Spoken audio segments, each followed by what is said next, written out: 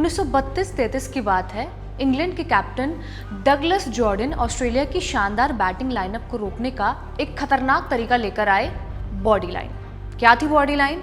Jordan ने अपने तेज गेंदबाजों से कहा था कि गेंद बैटर्स के स्टंप पर नहीं, सीधे बॉडी पर लगनी चाहिए। इस टास्क के लिए जॉर्डन ने खासकर हैरोल्ड लेरवुड और बिल वोस को चुना था। माने अब इन दोनों गेंदबाजों का मकसद साफ था, जो बैटर सामने आता उसका हाथ, कलाई या कंधा तोड़ देना था। जॉर्डन को लगता था इस तरह की गेंदबाजी से बल्लेबाज डरकर खुद को बचाने के लिए अपने बैट से गेंद को डिफेंड करेंगे और गेंद उछलकर लेग साइड में मौजूद फील्डरों के हाथ में चली जाएगी। अब क्योंकि फॉर्मूला जॉर्डन का था तो उन्होंने इसे लेग थ्योरी कहकर सही ठहराया, लेकिन विरोधी इसे बॉडी लाइन कहने लगे। इस रणनीति ने ऑस्ट्रेलिया में इतना हंगामा खड़ा कर दिया कि दोनों देशों के डिप्लोमैट्स को दखल देना पड़ा ताकि एंग्लो ऑस्ट्रेलियाई संबंधों को गंभीर नुकसान से बचाया जा सके।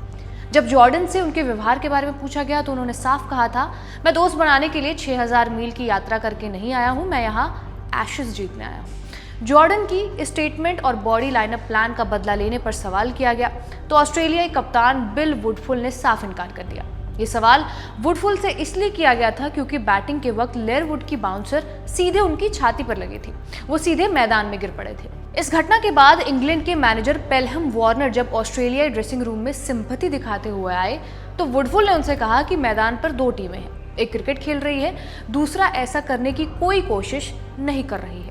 इन तमाम रणनीति और उससे उपजे विवादों के बीच इंग्लैंड ने ये सीरीज 4-1 से जीत ली थी, लेकिन इस जीत को क्रिकेट के इतिहास में एक कड़वे चैप्टर की तरह हमेशा के लिए जोड़ दिया गया, जो दिखाता है कि एशेज की जंग में दोनों टीमें जीत के लिए किस हद तक जा सकती हैं। ये किस्सा 1932-33 का था, आज 2025 है। मगर ध्यान रहे, मैदान पर खिलाड़ी बदले हैं, जोश नहीं। नियम भी बदले हैं लेकिन रणनीतियां नहीं। जीत के लिए हद से गुजरने का जज्बा नहीं, दर्शकों के बीच जुनून नहीं। यानी आज हम आपको एशेज सीरीज की दिलचस्प कहानियां और किस्से सुनाएंगे। नमस्कार, मेरा नाम रिया है और आप खबरगांव देख रहे हैं। एशेज में सबसे बड़े विवाद की पहली मुहर भले ही 1932 में लगी थी, लेकिन इसका जन्म 50 साल पहले 1882 में ही हो चुका था, एक हार की शर्म और एक सार्कास्टिक शोक संदेश से। ये कहानी 29 अगस्त 1882 की है, जब ऑस्ट्रेलिया ने पहली बार इंग्लैंड को उसकी अपनी जमीन पर लंदन के द ओवल में हराया था। ये मैच बहुत कम स्कोर वाला था। इंग्लैंड को जीतने के लिए केवल 85 रनों का टारगेट मिला था, आखिरी विकेट था और इंग्लैंड को जीत के लिए चाहिए थे 10 रन, लेकिन वो सिर्फ 2 रन बनाकर आउट हो गए। माने इंग्लैंड ये मैच सिर्फ 7 रन से हार गया। ओवल का पूरा मैदान सन्न था। दर्शकों को विश्वास नहीं हुआ कि इंग्लैंड अपने घर में हार गया है। अगले ही दिन 30 अगस्त 1882 को ब्रिटिश अखबार द स्पोर्टिंग टाइम्स में इंग्लिश क्रिकेट की मौत का मजाकिया शोक संदेश छपा। अखबार में लिखा गया, इंग्लिश क्रिकेट की स्नेह भरी याद में जो 29 अगस्त 1882 को ओवल में मर गया। और आखिर में वो ऐतिहासिक वाक्य छपा, शरीर का अंतिम संस्कार किया जाएगा और राख माने एशेज को ऑस्ट्रेलिया ले जाया जाएगा। अखबार में छपे इस तंज भरे स्टेटमेंट ने खिलाड़ियों के साथ साथ इंग्लैंड क्रिकेट फैंस के ईगो को भी हर्ट किया। फिर क्या, इंग्लैंड के खिलाड़ियों ने कसम खाई कि उस राख को वो वापस लेकर आएंगे। ओवल में हार के 3 हफ्तों बाद इंग्लैंड की टीम ऑस्ट्रेलिया दौरे पर गई। टीम के कप्तान इवो ब्लिग, जिन्हें बाद में लॉर्ड डार्नल कहा गया, उन्होंने ये कसम खाई कि वो उन राख को वापस लेकर आएंगे। क्योंकि ये कसम सार्वजनिक खाई गई थी तो ऑस्ट्रेलियाई मीडिया ने पहले तो इसे मजाक के तौर पर लिया और खुद पब्लिश किया। शायद ऑस्ट्रेलिया मीडिया इंग्लैंड के गुस्से से अनजान थी। मतलब इंग्लैंड ने वो सीरीज 2-1 से जीत ली थी, जिसके बाद माना गया कि इंग्लैंड ने एशेज को वापस हासिल कर लिया है। जीत के बाद एक कलश का जन्म हुआ। 1882 में ही ऑस्ट्रेलिया के मेलबर्न के रूपर्ट सूड एस्टेट में एक सोशल मैच खेला गया। ये क्रिसमस से एक दिन पहले था। जब मैच खेलकर इवो ब्लिग बाहर निकले तो मेलबर्न की महिलाओं के ग्रुप ने उन्हें एक छोटा सा टेराकोटा कलश भेंट किया। दावा किया जाता है कि इस कलश में जली हुई गिल्लियों बेल्स की राख थी। कुछ का मानना है कि ये शायद उनकी पत्नी फ्लोरेंस मॉर्फी का जला हुआ घूंघट यानी कि वेल था। अब क्या था उस कलश में, ये आज तक पता नहीं चल पाया, क्योंकि इवो ब्लिग ने उस कलश को हमेशा एक निजी उपहार माना। यहाँ एक और चीज पैदा हुई, प्रेम कहानी, क्योंकि जिस फ्लोरेंस मॉर्फी का जिक्र हमने अभी किया वो उस दिन पहली बार ब्लिग से मिली थी। यहीं से दोनों के बीच शुरू हुई एक प्रेम कहानी, जिसका अंत हुआ फरवरी 1884 में दोनों की शादी के साथ। माने वो एक कलश और ब्लिग फ्लोरेंस मॉर्फी की शादी। ये कलश ब्लिक के घर पर उनकी मृत्यु तक यानी 1927 तक रखा रहा। ब्लिक की मृत्यु के बाद फ्लोरेंस ने इस कलश को लॉर्ड्स के मेरिलबोर्न क्रिकेट क्लब यानी कि एमसीसी को वसीयत में दे दिया। आज ये कलश कहाँ है? ये छोटा, नाजुक और अमूल्य कलश लंदन में लॉर्ड्स क्रिकेट ग्राउंड के एमसीसी म्यूजियम में ही रखा गया है। ये सिर्फ एक निजी यादगार तोहफे की तरह है, यानी कभी भी विजेता टीम को नहीं दिया जाता, चाहे इंग्लैंड हो या फिर ऑस्ट्रेलिया। अब क्योंकि सीरीज का नाम ही एशेज सीरीज हो गया, माने कलश की ट्रॉफी तो बनवानी ही थी, जबकि असली कलश निजी गिफ्ट था, ऊपर से बहुत ही ज्यादा नाजुक। तो 1990 के दशक में एमसीसी ने वाटरफोर्ड क्रिस्टल से बनी एक कलश के आकार की एशेज ट्रॉफी बना दी। ये ट्रॉफी पहली बार 1998-99 की सीरीज में मार्क टेलर को दी गई थी। ये बात सच है कि शुरुआती दौर में सीरीज पर इंग्लैंड का दबदबा रहा 1880 के दशक में, लेकिन धीरे धीरे इस पर ऑस्ट्रेलिया ने अपनी पकड़ मजबूत कर ली। यहां तक इंग्लैंड ने सभी 7 सीरीज जीत ली थी, लेकिन 1897 से 1902 तक ऑस्ट्रेलिया ने वापसी की। फिर कुछ दिन बाद तो सर डॉन ब्रैडमैन जैसे दिग्गजों का युग आ गया और इसके बाद ऑस्ट्रेलिया ने कभी मुड़कर नहीं देखा। 1920 से 1933 के बीच ऑस्ट्रेलिया ने एशेज और विश्व क्रिकेट दोनों पर कंट्रोल कर लिया। विश्व युद्ध के बाद ऑस्ट्रेलिया ने लगातार पहले 8 मैच जीते, जिसमें 1920 से 21 में 5-0 से क्लीन स्वीप भी शामिल था। फिर आए सर डोनाल्ड ब्रैडमैन, जिन्हें अब तक का सबसे महान बल्लेबाज माना जाता है। 1930 की सीरीज में ब्रैडमैन ने 149.14 की औसत से 974 रन बनाए, जो आज भी एक सीरीज में सबसे ज्यादा रनों का वर्ल्ड रिकॉर्ड है। लीड्स टेस्ट में उन्होंने 334 रन बनाए, जिसमें पहले दिन लंच से पहले ही वो सेंचुरी भी शामिल है। ब्रैडमैन की बैटिंग औसत 99.94 है, जिसे अक्सर किसी भी मेजर खेल में किसी भी एथलीट की सबसे बेहतरीन उपलब्धि माना जाता है। 1948 में ब्रैडमैन की कप्तानी वाली ऑस्ट्रेलियाई टीम को द इनविजिबल्स के नाम से जाना जाता था। उन्होंने इंग्लैंड का दौरा किया और बिना कोई मैच हारे 4-0 से सीरीज जीती। 1948 में ब्रैडमैन ने लॉर्ड्स में अपनी आखिरी टेस्ट पारी खेली और उन्हें अपने करियर की औसत 100 करने के लिए बस 4 रन चाहिए थे, लेकिन वो एरिक हॉलिस की गुगली पर दूसरी गेंद पर ही डक पर आउट हो गए। ये क्रिकेट इतिहास के सबसे इमोशनल पलों में से एक था। ब्रैडमैन के संन्यास के बाद इंग्लैंड ने 1953 में 19 साल बाद एशेज वापस जीती, लेकिन ये जीत भी अस्थायी थी। फिर आया ऑस्ट्रेलिया का आधुनिक गोल्डन एरा।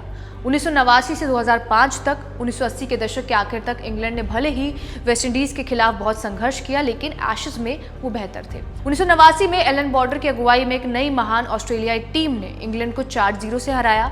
इस टीम में Mark Taylor, Merv Hughes, David Boon, Ian Healy और स्टीव वॉ जैसे भविष्य के दिग्गज शामिल थे। 1989 से 2005 तक का समय ऑस्ट्रेलिया का गोल्डन एरा था। इस दौरान ऑस्ट्रेलिया ने लगातार 8 सीरीज जीती थी। जब हम कहते हैं कि इस सीरीज पर ऑस्ट्रेलिया का दबदबा रहता है, तो सवाल होते हैं कि इंग्लैंड हमेशा पीछे क्यों रह जाता है। तो ये जानने के लिए थोड़ा पीछे चलते हैं। 1926 के आसपास ऑस्ट्रेलियाई प्रेस इंग्लैंड के पुराने जमाने के तरीकों का मजाक उड़ाती थी। वो इस नीति पर कटाक्ष करते थे कि इंग्लैंड का कप्तान हमेशा एक शौकिया खिलाड़ी होना चाहिए, जबकि एक पेशेवर खिलाड़ी कभी नहीं। जैसे जैक हॉब्स जैसे महान पेशेवर खिलाड़ी को भी कप्तानी के लिए स्वीकार नहीं किया गया, जबकि उनके पास ज्यादा योग्यता थी।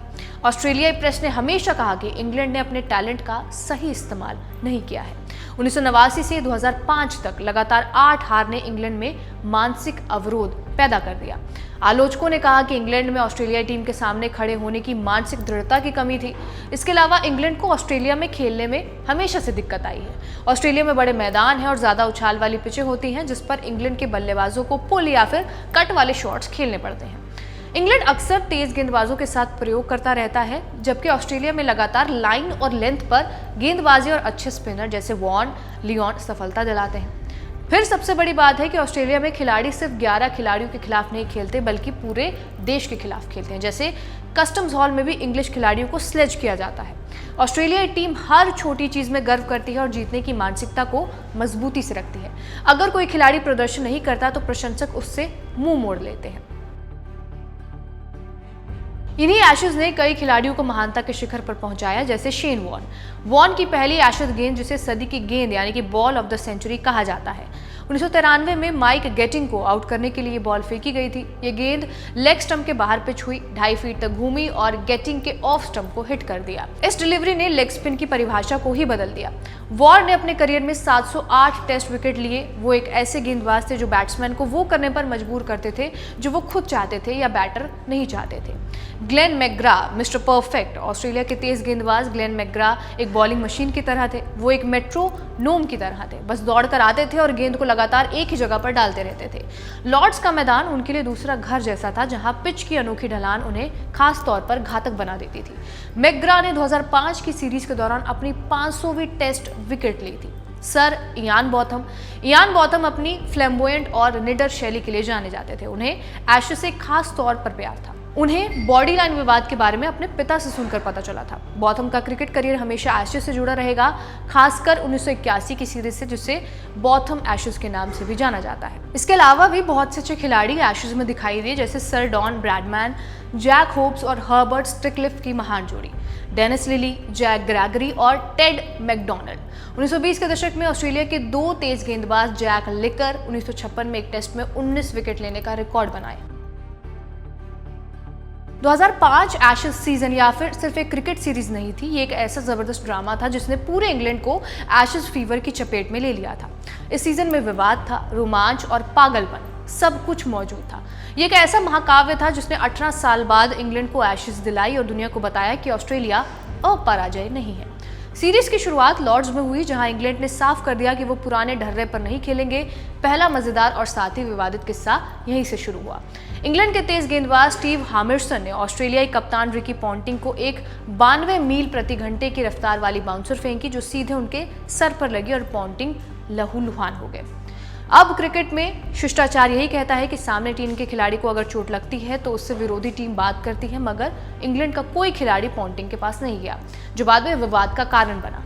बहुत कुछ हुआ, लेकिन आखिरकार ऑस्ट्रेलिया जीत गई। मगर शायद सीरीज में किस्मत इंग्लैंड के साथ थी, क्योंकि दूसरे बर्मिंघम टेस्ट में उस वक्त दुनिया के सबसे खतरनाक गेंदबाजों में से एक ग्लेन मैकग्रा वार्म अप करते समय एक गेंद पर घायल हो गया और उन्हें स्ट्रेचर पर मैदान से बाहर ले जाना पड़ा।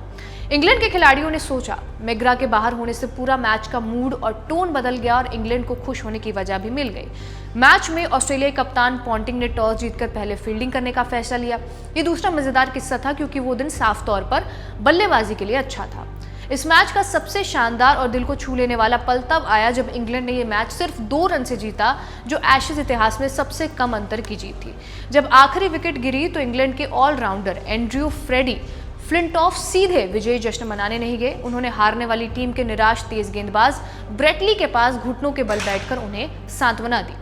ये क्षण 2005 की सीरीज की सबसे बेहतरीन तस्वीरों में से एक बन गया, जिसने हार जीत से ऊपर खेल भावना की अहमियत को दर्शाया। चौथे टेस्ट ट्रेंट ब्रिज में सबसे ज्यादा विवादित पल आए, जो पॉन्टिंग और इंग्लैंड के बीच तनातनी को दिखाते थे। दरअसल जब इंग्लैंड ने ऑस्ट्रेलिया को फॉलो ऑन दिया तो रिकी पॉन्टिंग को एक सब्स्टिट्यूट फील्डर गैरी प्रैट ने रन आउट कर दिया। पवेलियन लौटते समय पॉन्टिंग बेहद गुस्से में थे और उन्होंने इंग्लैंड की बालकनी की ओर इशारा करते हुए कुछ अपशब्द कह डाले। पॉन्टिंग का मानना था कि इंग्लैंड सब्स्टिट्यूट नियम का चालाकी से फायदा उठा रहा है और उन्होंने शिकायत की कि इंग्लिश खिलाड़ी अक्सर मैदान छोड़कर शावर लेने चले जाते हैं और 10-15 मिनट का ब्रेक लेते थे, जबकि उनकी जगह सब्स्टिट्यूट फील्डर फील्डिंग करते थे। पॉन्टिंग ने इसे खेल की भावना के खिलाफ माना। इसी सीजन ने फ्लिंटॉफ जैसे खिलाड़ी का उदय किया और पीटरसन जैसे खिलाड़ी को बड़ा बना दिया। ट्रेंट ब्रिज में फ्लिंटॉफ ने अपने करियर का पहला एशेज शतक तब बनाया जब टीम को उसकी सबसे ज्यादा जरूरत थी। ये शतक फ्लिंटॉफ के ऑलराउंडर के शिखर पर पहुंचने का सबूत था। सीरीज का अंत ओवल में हुआ। इंग्लैंड को एशेज जीतने के लिए बस ड्रॉ की जरूरत थी और इस अंतिम और तनाव भरे मुकाबले में पीटरसन ने वो पारी खेली जिसने इंग्लैंड को जीत दिला दी। जब पीटरसन 135 रन पर थे तब उन्होंने वॉर्न की गेंद पर एक बड़ा छक्का मारा। वो छक्का ही वो पल था जिससे मैदान पर मौजूद सभी लोगों ने महसूस किया कि इंग्लैंड अब एशेज जीतने वाला है। पीटरसन ने मैकग्रा के एक 94.7 मील प्रति घंटे की गेंद पर भी जोरदार छक्का मारा। पीटरसन अपनी जिंदगी की सबसे बेहतरीन पारी खेलकर 158 रन पर आउट हुए, जिसके बाद उन्हें शेन वॉर्न समेत सभी खिलाड़ियों में स्टैंडिंग ओवेशन दिया। आखिरी दिन खराब रोशनी के कारण जब अंपायरों ने बेल्स हटाकर मैच को ड्रॉ घोषित किया तो माहौल एक अजीब सा शांत लेकिन विजयी अंत वाला था। 2005 की सीरीज ने पूरे देश में क्रिकेट को वापस चर्चा के केंद्र में ला दिया। 2005 एशेज में पॉन्टिंग का रन आउट विवाद और सब्स्टिट्यूट फील्डर वाला विवाद तो हमने आपको बताया ही, मगर अभी 2 साल पहले 2023 में एलेक्स कैरी स्टंपिंग विवाद भी बहुत चर्चा में रहा था। दरअसल कैरी ने जॉनी बेयरस्टो को स्टंपिंग की थी, जिससे इंग्लैंड के लोगों ने सपोर्टिंग एक्शन नहीं कहा। बेयरस्टो ने क्रीज छोड़ दी थी और कैरी ने गेंद स्टंप पर मार दी, जिसे लेकर बहुत विवाद हुआ था। एक विवाद हमेशा चलता है कि ऑस्ट्रेलियाई मीडिया अक्सर इंग्लैंड का मजाक उड़ाती है और ये कोई नया नहीं है, 1882 से ही चलता आ रहा है। हाल ही में बेन स्टोक्स को कॉकी कंप्लेनर कहा गया। 2021-22 में ऑस्ट्रेलियाई मीडिया ने इंग्लैंड के खिलाड़ियों को नैपी और डमी पहने हुए बच्चों के रूप में भी दिखाया था। अब बात करते हैं बेस्ट मोमेंट्स की। इयान बॉथम का चमत्कार। हेडिंग्ले टेस्ट में इंग्लैंड को फॉलो ऑन के लिए मजबूर किया गया था और वो हारने की कगार पर थे। इयान बॉथम ने अकेले दम पर बल्ले से शानदार प्रदर्शन किया, सिर्फ 87 गेंदों में शतक पूरा किया और 149 रन नाबाद बनाए। इसके बाद बॉब विलिस ने 8 विकेट लेकर ऑस्ट्रेलिया को 111 रन पर ढेर कर दिया। फॉलो ऑन के बाद जीतने वाली ये पहली टीम थी। इस सीरीज को हमेशा बॉथम्स एशेज के नाम से जाना जाता है। दूसरा है बेन स्टोक्स का चमत्कार। हेडिंग्ले में ही एक बार सिर्फ इंग्लैंड जीत से 73 रन दूर था और सिर्फ 1 विकेट बचा हुआ था। 359 का पीछा करते हुए बेन स्टोक्स ने 1 रन बनाने वाले जैक लिच के साथ मिलकर ऐतिहासिक पारी खेली। स्टोक्स ने अपना शतक पूरा किया और ऑस्ट्रेलिया को रिव्यू गंवाने के लिए मजबूर किया।